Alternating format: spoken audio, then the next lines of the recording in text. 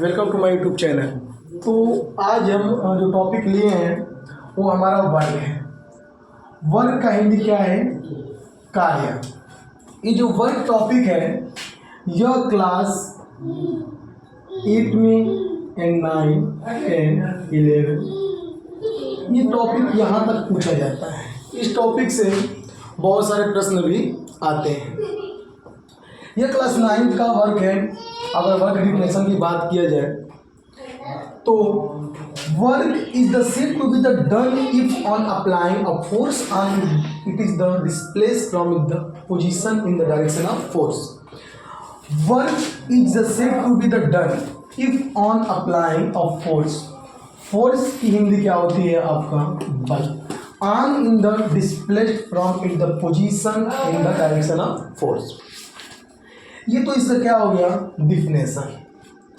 अगर इसकी बात किया जाए कि इसे हम डिनोट किससे करेंगे, तो डिनोट की बात किया जाए तो इसे हम डिनोट करते हैं W, स्मॉल w से। स्मॉल w इक्वल टू क्या होता है? तो स्मॉल w इक्वल टू होता है F इंटू का S या F इंटू का D। या S जो है आपका डिस्प्लेसमेंट है और जो F है वो आपका फोर्स है। F जो आपका है वो आपका यहाँ पे फोर्स है और जो D है वो आपका डिस्प्लेसमेंट। फोर्स की जो हिंदी होती है वो आपका बल और डिस्प्लेसमेंट की जो हिंदी होती है वो आपका होता है विस्थापन। अगर यही और बात करें F को, और हम क्या लिख सकते हैं? तो F को हम लिख सकते हैं W बराबर जो हमारा होता है F को हम लिख सकते हैं mg इंटू का S। अगर किसी भी वस्तु को आप ऊपर या नीचे छोड़ते या फेंकते हैं तो उस जगह पे हमारा स्मॉल g का यूज किया जाता है। जो स्मॉल g का वैल्यू होता है 9.8 और कहीं कहीं इसी स्मॉल g की वैल्यू कितना होता है? 10।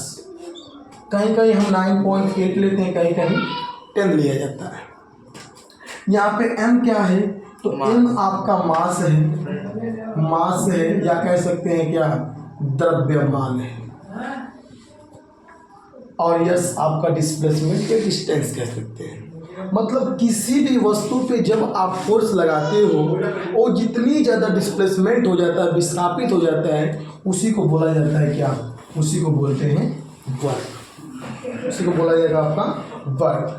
अगर यही बात करें इसके एसआई यूनिट या हम इस फार्मूले के हिसाब से इसकी यूनिट की बात किया जाए तो F का यूनिट होता है आपका, F का यूनिट होता है न्यूटन और यस की हिंदी क्या हो जाएगा? इनटू का मीटर, कह सकते हैं न्यूटन मीटर। यही इन दोनों को हटाने के बाद अगर हम एसआई जोड़े, एसआई यूनिट क्या होगा? तो एसआई यूनिट आपका हो जाएगा जूल। क्या हो जाएगा? जूल हो जाएगा।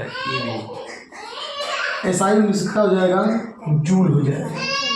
अगर यही बात की जाए इसकी सीजीएस या इसको हिंदी में भी लिख सकते हैं ऑफ जूल। अगर यही इसकी बात की जाए सीजीएस तो सीजीएस इसका होता है आपका अर्ग। क्या हो जाएगा आपका? अर्ग। और कई बार एग्जाम में पूछा गया है कि वर्क का सीजीएस मात्रा क्या होगा या यूनिट ऑफ इन सीजीएस, तो आपका वर्क का क्या हो जाएगा? अर्ग हो जाएगा। एक जूल बराबर जो आपकी वैल्यू होती है वो हो जाएगा 10 के पावर 7 अर्ग, 10 के पावर 7 अर्ग। अगर यही बात की जाए कि एक जूल कितने अर्ग के बराबर होगा तो ये आपका हो जाएगा 10 के पावर 7 अर्ग। ये कई बार एग्जाम में आपके आए हैं कि एक जूल बराबर कितने अर्ग के बराबर होता है? तो 10 के पावर 7 अर्ग होता है। ये तो हो गया इसका एसआई यूनिट। सर ये अर्ग क्या होता है? ये अर्ग इसका सीजीएस में मात्रक होता है, यूनिट होता है।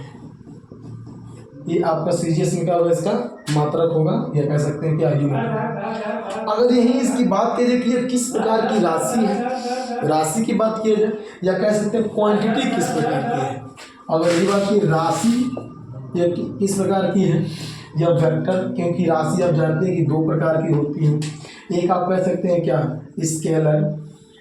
स्केलर क्वांटिटी, और एक कह सकते हैं क्या आप वेक्टर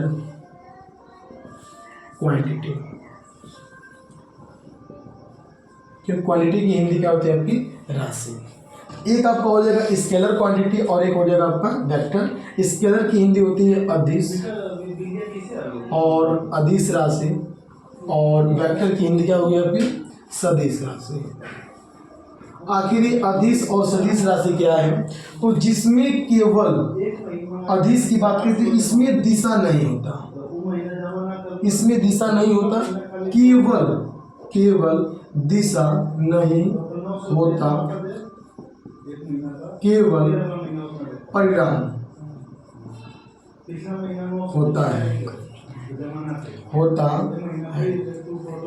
अगर वही सदिश की बात किया जाए कि सदिश किसे कहेंगे, वेक्टर क्वांटिटी क्या आपकी है, तो वेक्टर का मतलब कि इसमें दोनों होगा, इसमें दिशा भी होगा और प्लस परिणाम भी होगा, इसमें दोनों देगा, तो दोनों के लिए आपका क्या हो जाएगा, सदिश।